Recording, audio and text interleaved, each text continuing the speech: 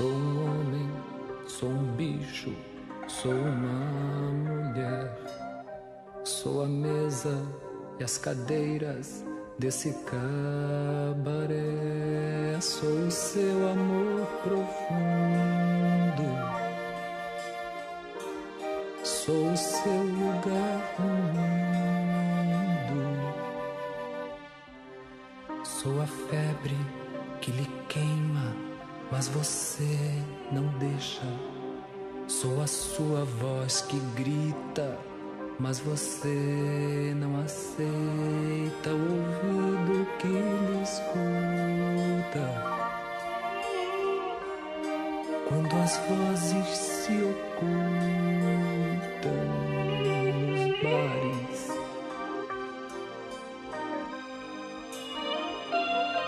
Nas camas, nos lares,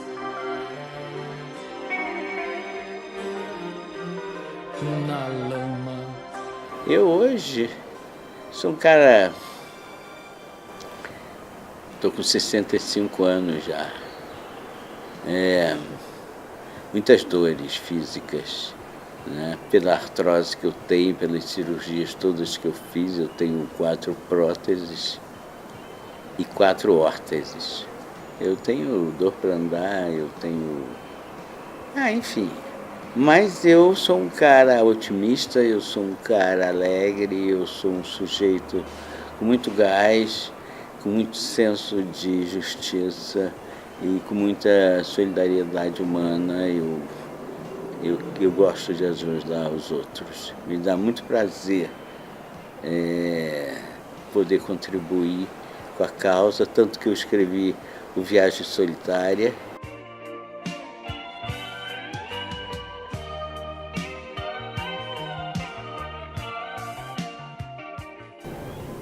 Bom, eu perco meu diploma em 1977 durante a ditadura militar, né? Era outro ambiente, outro esquema.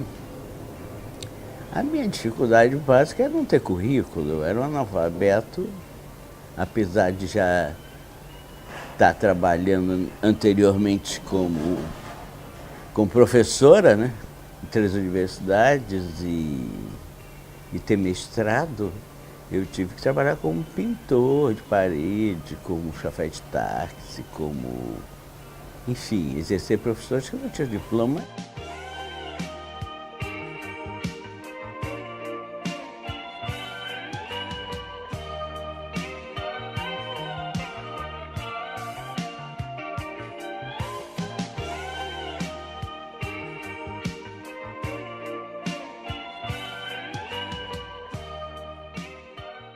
Eu sabia que aquele ato que eu estava fazendo, de tirar uma nova identidade masculina, iria implicar nessa perda.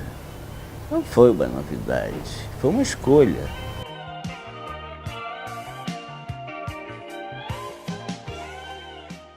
Saí de casa, mas aí eu já estava com uma aparência bem masculina.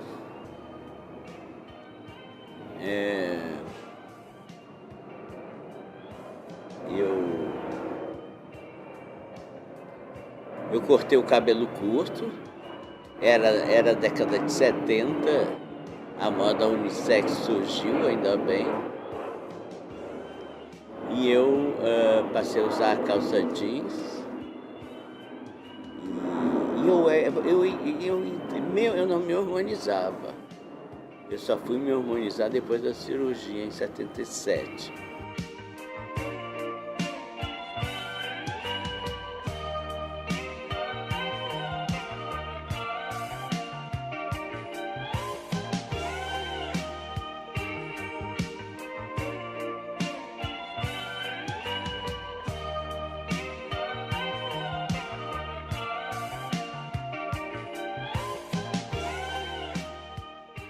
Eu comecei em 2007. Hoje nós estamos em 2015, então tem 7 anos, né? Por que eu comecei tão tarde? Porque eu tinha que me proteger. Então foi uma coisa meio estratégica. Eu era homem para os desconhecidos e mulher para os conhecidos. Então, no meu prédio, eu era marido da minha namorada. Todo mundo me tratava como homem na rua. Inclusive no táxi que eu dirigi, apesar da minha documentação feminina, todos me tratavam no masculino. Eu entendi que eu seria trans quando eu tinha uns 17 anos.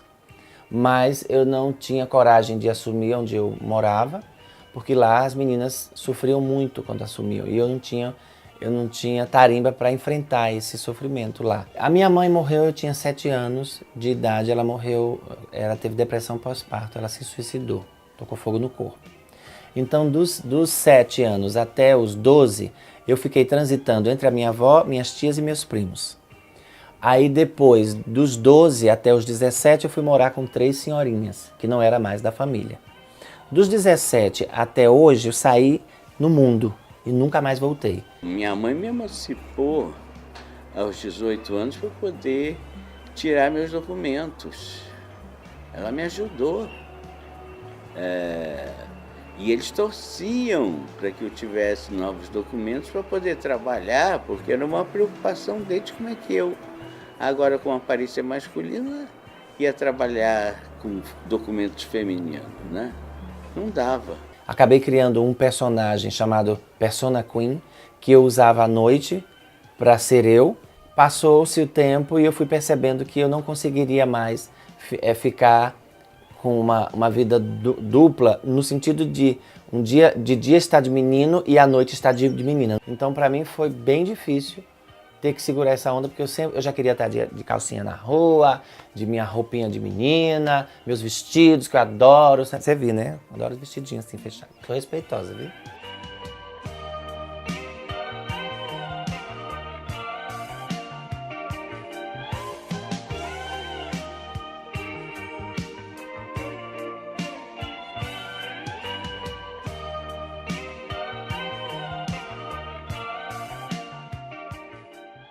Eu comecei a minha transição em julho de 2013, né, que foi quando eu me assumi trans, né, comecei a viver como Caio. E a partir de agosto de 2013 eu comecei a tomar testosterona. Eu acho que é um processo assim que eu não tenho como definir assim o que mais me marcou. É um processo que é extremamente marcante assim. Foi a partir daí que eu comecei a ter vontade de levantar todos os dias e continuar, entendeu? Eu não podia me expor muito porque eu era criminoso, né? Eu tinha cometido 2 crimes. Um que foi me operar numa época em que a cirurgia era ilegal. E a outra, ter tirado uma documentação ilegal. Então eu não podia, eu tinha que ficar mesmo escondido. Eu precisei construir muita coragem. Só que o que mais estava latente ali era o medo de perder tudo. De que é muito imprevisível a reação que as pessoas vão ter. Eu tenho fisicamente traços masculinos, né? Eu tenho mãos grandes porque eu não fiz hormonoterapia e com isso, se eu tivesse tomado hormônio desde os 17 anos, eu não tinha crescido tanto. Eu tenho ombros largos, eu sou consciente de que eu tenho um corpo masculino. E eu aceito ele assim, tranquilamente. Mas no começo da transição, né, quando eu ainda não tomava testosterona, que eu fui negado de entrar em banheiros públicos e tal, tipo, isso acontecia bastante no começo da transição. Eu acho a minha vida anterior a do João, ou melhor, a vida da Joana, vamos dizer assim, eu adoro ela, eu sou ela. Eu continuo sendo a mesma pessoa. E se não fosse a Joana, eu não tinha conseguido ser o João. Personalidade é a mesma, não mudou nada. Porque você se faz um ser, seja homem ou seja mulher, dos seus 5 primeiros anos para frente. Você vai montando a sua personalidade.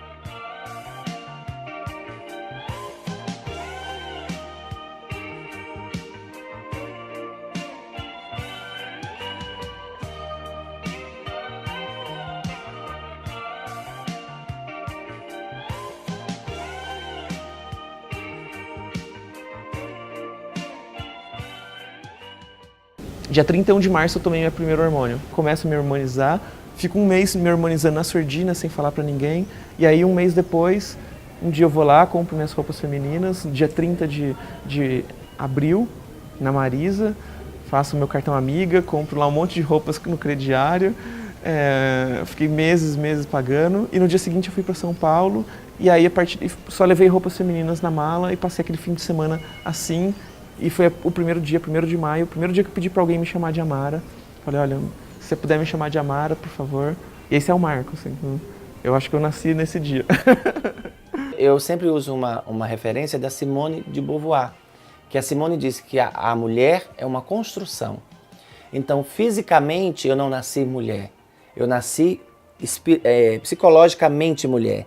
E eu me construí mulher durante o percorrer da minha vida. Final de dezembro de 2013, lá pro dia 20 e poucos, assim, 22, sei lá, eu reatei o namoro com uma antiga namorada. E era a pessoa que eu mais amei na vida, assim, era uma pessoa a quem eu tive uma ligação afetiva muito violenta, muito forte. E era a única pessoa que me mantinha ainda, que fazia com que eu não me permitisse fazer minha transição. Eu acho que a gente acaba enfrentando e conhecendo toda a problemática real da vida, assim, né? Depois que a gente faz a transição. Mas eu acho que é tudo muito interessante, assim. É uma jornada muito louca. Eu pisei para fora do armário e depois eu não conseguia mais pisar para dentro, né? E aí fiquei com o pé eternamente para fora, assim. E aí qualquer posição me parecia incômoda, até que a porta do armário caiu e não tinha mais o que fazer, né? Não foi algo que eu escolhi, sabe? Foi algo que veio muito forte dentro de mim, assim. A minha transição começou desde os 4 anos de idade, quando eu percebi que todo mundo me chamava de ela. E aí eu falava, que isso? Ela? Eu não sou ela. Eu consertava para ele mentalmente todas as vezes que me chamavam de ela.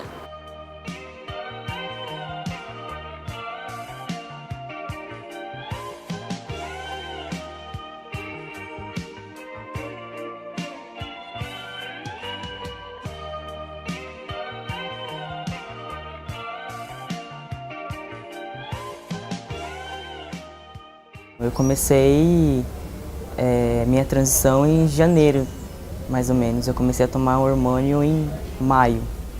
Então, eu tenho pouquíssimo tempo. E como eu estou só nesse ambiente universitário, as coisas são mais leves. Depois que eu me assumi travesti, uma coisa muito que começou a acontecer, assim, que foi inesperada, foi as pessoas começaram a sentir uma certa curiosidade a meu respeito, né? Então eu fui chamada para dar palestras, fui chamada para falar coisas, para falar sobre minha vivência, sobre essa situação atípica de ser uma travesti dentro de uma universidade. Aqui na universidade, na verdade, eu conheço até bastante pessoas trans, né? Eu acho que nós somos 12 pessoas trans na Unicamp. Tem mais, mas aqui a gente não sabe ainda ao certo quantas pessoas são. Eu não tinha me assumido, mas aí, como eu fui fazendo amizade com as pessoas aí eu comecei a morar com um homem trans também, e aí eu fui conversando com ele bastante, e aí eu tive forças para poder me assumir. O meu caso é diferente do que é hoje. Hoje os meninos se hormonizam primeiro e depois fazem a cirurgia. No meu caso não foi assim. Eu me operei primeiro e depois é que eu comecei a me hormonizar. Então a cirurgia teve um peso diferente. É como se eu tivesse 13 anos de novo. Aí eu tô na puberdade mais uma vez. Aí o humor, eu fico muito irritado. Por qualquer coisa eu fico muito nervoso. Nasce espinha no corpo inteiro, os pelos crescem muito mais. A voz engrossa. Felizmente foi a primeira coisa que as pessoas notaram, assim, que tá dando pra notar, que minha voz mudou bastante.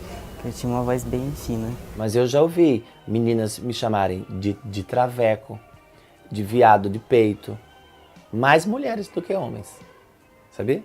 Eu já ouvi meninas ficarem rindo umas com as outras, como se eu tivesse suja, ou se eu tivesse cagada, ou se eu não fosse uma pessoa normal, Entende? Hoje mesmo eu tava dentro do ônibus e eu fui e as pessoas ficavam me encarando assim, tipo. E aí eu fiquei, tipo, o que tá acontecendo? Será que eu esqueci de vestir a calça ou alguma coisa assim? Tipo, as pessoas ficam me encarando, eu não sei exatamente o que elas pensam. Acho que é falta, porque elas realmente, porque eu sou, é isso, né? Eu fujo dos padrões, eu não sou, como eu ainda não tenho uma passabilidade de homem. Eu não pareço um homem, mas eu acho que também já não pareço totalmente uma mulher.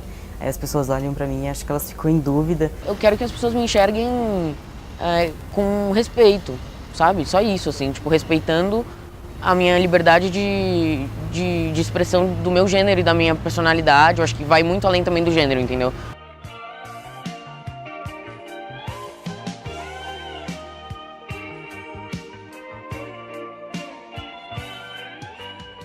Essa questão da gente ser considerado doente mental, né, pelo CID, a gente tem o número 64.0. Se for transexual criança, já é 64 outro número. Mas o que implica você ser patologizado? Implica, primeiro, você perde completamente a sua autonomia em termos de identidade. Eu tive que passar na emergência do hospital. E aí eu cheguei na recepção e eu falei, olha, eu preciso que inclua o meu nome social. E aí a moça da recepção olhou pra mim e falou assim, não dá pra colocar isso não. Aí eu falei, mas como assim, moça? Eu tenho o meu direito, entendeu? Tipo, tá no meu cartão do SUS, meu nome social. Eu preciso que você coloque o meu nome social porque eu não posso ser tratado, eu não quero ser tratado pelo meu nome de registro. E aí ela falou assim, olha só, moça, isso aqui é coisa séria, não dá pra ficar brincando com essas coisas. Eu falei, moça, não é brincadeira, entendeu? Meu nome social também é uma coisa séria. O hospital era um inferno, até hoje, assim. É uma exposição tremenda, porque assim, você tá lá no meio de todo mundo, né? Aí é chamado o seu nome e aí as pessoas começam a rir. Porque quando você levanta, tipo, as pessoas começam a rir, porque não entendem se é uma piada. Eu fui procurar uma psicóloga e um psiquiatra. E o psiquiatra foi engraçado, assim, né? Ele chegou pra mim assim, eu preciso escrever sobre isso ainda. E ele falou, olha, pelo que você tá me contando, é muito simples o que você tem. Você tem toque. Só que não um toque de coisa de lavar a mão, sabe? É um toque de ideia, um toque mental. Você colocou na cabeça que você é mulher e aí você tem que fazer essa ideia acontecer, que senão você enlouquece. Mas eu vou te dar um remédio, você vai tomar esse remédio e você vai se livrar disso. Lógico que não, assim. Eu joguei essa receita fora assim que eu saí do consultório. Assim. Quem tem que dizer quem você é o psiquiatra. É aquela equipe ali. Que nem curso de gênero e sexualidade fez. É problemático porque existe uma padronização do que é ser trans, né? Por exemplo, eu não me enquadro no que seria necessário para você obter o laudo. Porque eu não quero fazer nenhuma cirurgia de intervenção no meu corpo. Se você tem a transexualidade vista como patologia, como é que você vai falar para uma sociedade que ainda é muito preconceituosa, que assim é criada para ser transfóbica, que não é errado ser trans, sabe? Que as pessoas só estão querendo ser felizes. Eu evito sair de casa, tipo, para ir para festas e coisas assim. Muitas vezes eu já não... já deixei de ir em festas, tipo, ir pra baladas, essas coisas, porque tem que apresentar RG, e aí já aconteceu, porque também, tipo, já aconteceu de amigos meus irem, e aí aconteceu de chegar lá e aí arrumar briga, as pessoas que trabalham nas casas, tal, brigarem com a gente, tal, já saí. E coisas piores, tipo... Eu fui agredida por 9 rapazes, quer dizer, eu tinha um grupo de 9 rapazes, mas eu fui agredida por um cara, desses 9, que estava com a bota e tinha uma placa de ferro dentro da bota. Então ele me deu um chute aqui, muito violento, que eu caí lá na frente, e aí quando eu cheguei no médico, o médico falou, olha, infelizmente a gente vai ter que extrair, porque você perdeu o rim. Foi um chute extremamente violento, para você estourar um rim precisa ser um monstro, assim, de peso, né? Usar banheiro é uma coisa muito complicada fora de casa. Se eu entro no banheiro feminino, aí as mulheres olham pra mim e falam, você não pode entrar aqui, você é um homem. Aí eu vou no banheiro masculino. Aí quando eu vou no banheiro masculino, os homens ficam me encarando, porque de uma forma ou de outra, eles sabem. Além do que também entrar no banheiro masculino não é uma coisa muito simples. O medo de ser agredido e tudo mais, ou coisas piores acontecerem, né? Então, eu prefiro não entrar em banheiros.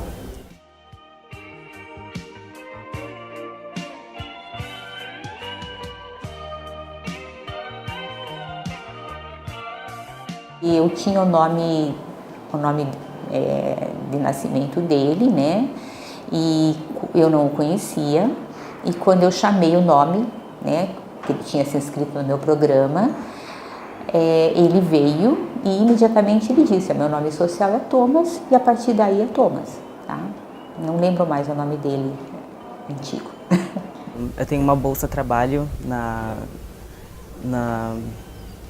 no Hospital das Clínicas daqui da Unicamp. Eu trabalho no ambulatório de psiquiatria infantil. O meu trabalho lá com as crianças tipo, atualmente é a coisa que eu mais gosto de fazer, assim. Eu gosto muito delas. Elas me fazem super bem, assim. Eu me tornei um militante dos direitos humanos, né? E eu hoje vivo dando palestras e cursos no Brasil todo, em congresso, universidade, enfim. Mas é um trabalho basicamente voluntário, né? E atendo também no Facebook a garotada que me procura no desespero. Eu faço uma lista de profissionais que eu indico advogados, médicos e psicólogos, né, para ajudá-los, assim como as famílias deles. Apesar de uma dificuldade também, no meu caso, de procurar emprego, porque eu não tenho conclusão de ensino médio, isso é um grande entrave. Eu acho que ser transexual, eu acho que é uma barreira ainda maior. Porque se tiver para mim à disposição telemarketing e prostituição, eu vou para prostituição, porque eu não fiquei 10 anos na universidade para ir trabalhar com telemarketing. Então, essa é uma coisa que eu me coloco muito claramente. Assim, eu estar me prostituindo hoje é também uma forma de eu ir me preparando para um dia em que talvez eu precise viver disso. Meus pais ainda estão vivos, né? Meu pai está com 97 anos, minha mãe está com 91, eles me dão ajuda. O início me preocupou não por conta da nossa aceitação em relação ao Thomas, mas em relação ao contexto todo, ao contexto das mães, das crianças, contexto da equipe, né? Então isso foi discutido na equipe. Quando ele veio, né, eu levei para a equipe aceitou muito bem. No meu trabalho foi muito tranquilo, as pessoas com quem eu trabalho, elas são ótimas, os médicos lá também são ótimos, só os pais das crianças ficam meio confusos, né, no começo ficavam mais, agora eu acho que já não tanto. Depois você vai para o seu trabalho, sai às 10 da noite, volta para sua casa, toma seu banho e depois você vai dormir. O que é diferente com relação a mim? Nada. Eu sou recepcionista. A convivência aqui é muito boa, super tranquila, não tem nada de eles respeitam a gente porque é trans, não, eles respeitam o cidadão, a pessoa travesti que está aqui. Eu trabalho com shows nos finais de semana. E é isso, trabalho com música há mais de 15 anos, sempre cantando o melhor da música popular brasileira.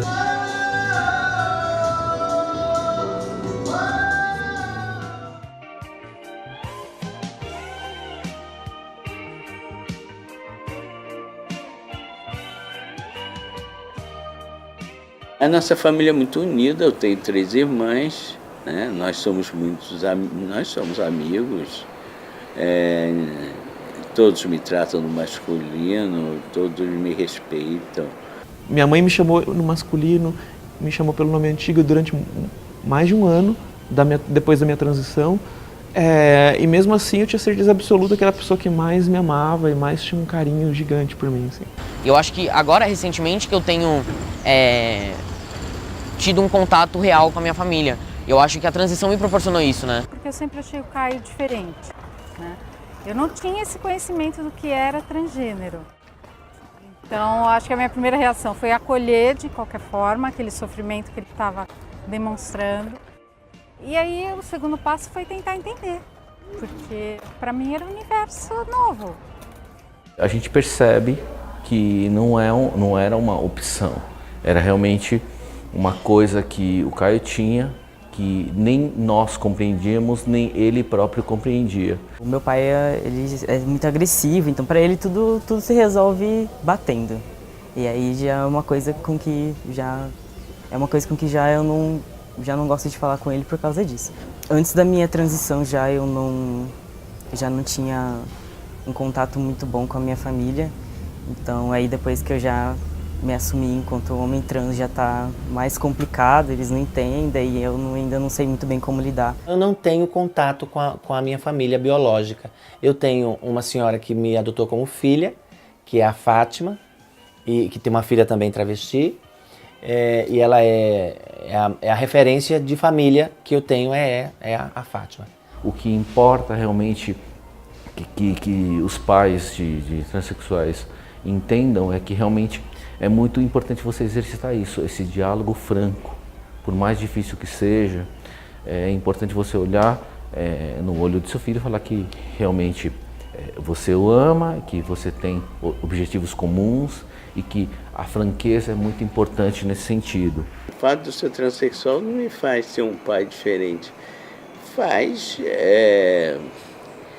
Me fez criá-lo de uma forma diferente. A gente tem uma relação muito legal, muito profunda, de muito amor. Eu contei minha história para ele desde os 13 anos de idade, né? E dividi em duas partes, né? Contei primeiro que eu não era o pai biológico e depois eu conto, a mãe dele conta a segunda parte, mas isso só nos aproximou mais. Ele é meu garoto, meu grande presente da vida. Eu entendo que eu fui privilegiado, assim, por ter uma família que me apoia. Porque a grande maioria das pessoas trans e travestis não tem apoio familiar, né? É muito complicado, as pessoas são expulsas de casa, são espancadas, né? Assim, é muito raro você achar uma família que aceite totalmente e tal. Acolher sempre, olhar pro seu filho, né? Entender. Vai saber depois o que é. Vai lidar com os seus problemas, mas acolhe esse ser humano, né? Eu acho que deveria ser tão natural nos pais e você vê o contrário, né? Então eu me dou não pelo Caio, que eu sempre fiz de tudo e mais um pouco, mas eu me dou pelo que tem por aí mesmo, né? E pelo que vem por aí, né? Talvez o mais importante de tudo para um trans é ter o apoio da família. Com o apoio da família, você consegue muita coisa.